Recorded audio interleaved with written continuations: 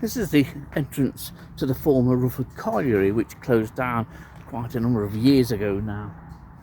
Unfortunately, it's uphill, and I don't like hills very much. Well, my chest doesn't. But the reason I'm going back up there, I want to revisit the topic of a video from the back end of 2025. I want to see if I can still see what I saw on that video, if it's still there, and in a few years' time, none of that up there will still be there, because the planning applications have gone in, and it looks like we're going to lose a large area of what is great former colliery habitat.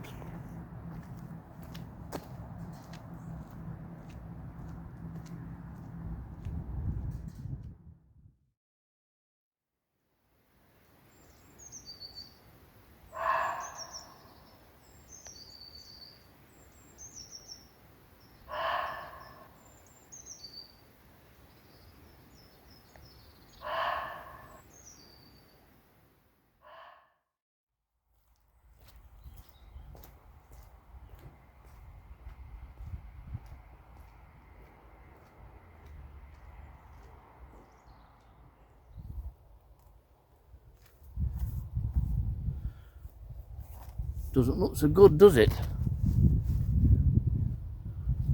They've been busy already. There's some logging that has been undertaken, but these tracks suggest lots of earthworks. Heavy machinery at least. Indeed, I can see now there's a large pile of red shale there, and there's other piles of stone.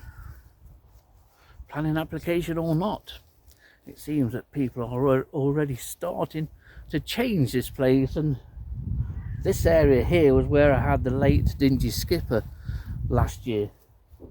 But what I'm after, I'm hoping, is still in there, and it hasn't been reduced to mud and rubble.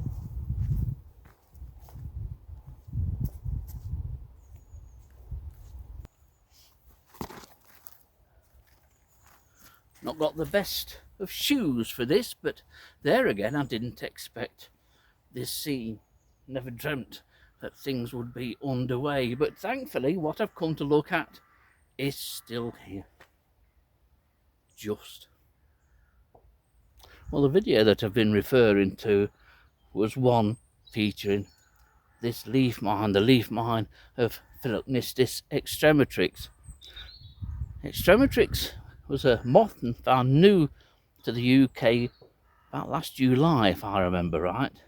Everybody started looking for it, and people started to find it, and it was soon found throughout a good part of southern half of the UK, including Nottinghamshire, where it was found elsewhere on Rufford Pit Top by Nick and Samantha Brownlee. I came on and found this particular mine here a few days after Nick and Samantha's discovery. Extrematrix is a species which mines the stems of poplars, but not every stem of poplar. It prefers young suckering growth, and indeed I wanted to see today whether those mines were visible during the depths of winter. Well, as much of a depth of winter as we have here in the UK now, and indeed it is. And I believe that there are two mines here going between those 2 points. It is very obvious, which means it's something that you can look for while we wait for these buds and other buds to open up in spring. It's as obvious now as it was earlier in 2025. I didn't think it would be for some reason, but it is. Now I'll have to keep my hand at the back of this, otherwise the camera struggles to maintain focus on it. But you can see where the mine starts down here. I think there are two mines on here, but starts down there, and at some point another mine comes up just off screen. So you've got two mines here of Philocnistis extrematrix. I didn't expect the mines to be that obvious, but indeed they are. They're very obvious when there are leaves on the poplars, and they're still obvious now. There are signs of wear that you can get on poplars which look similar to this,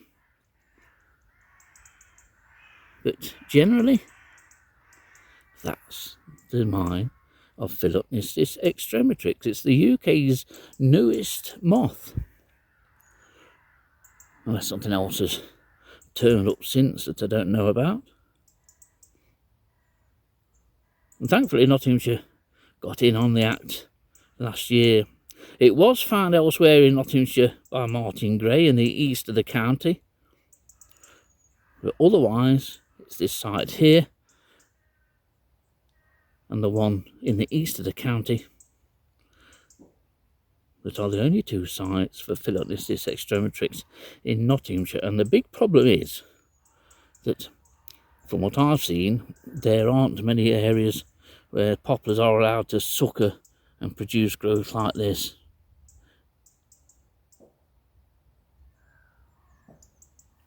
And of all the young poplars that are in this area, this was the only mine or mines that I found.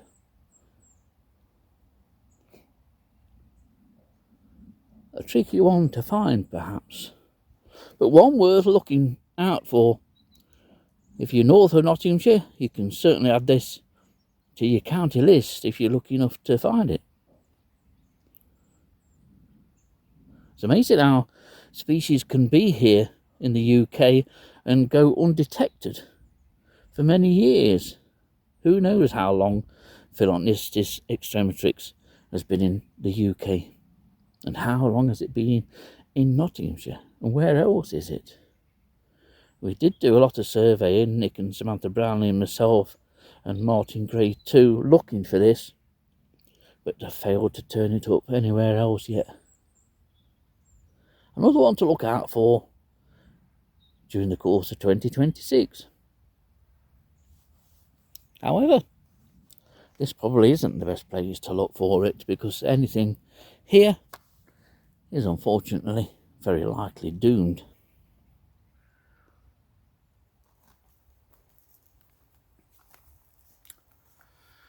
Well, not the best of scenes, but progress apparently. God knows how many houses are up for being built on this site, but who would want a house built on the site of a pithead? It's a great area, this. It's been very much neglected on the invertebrate recording front. Who knows what's here, and in a few years' time, who will know what was here?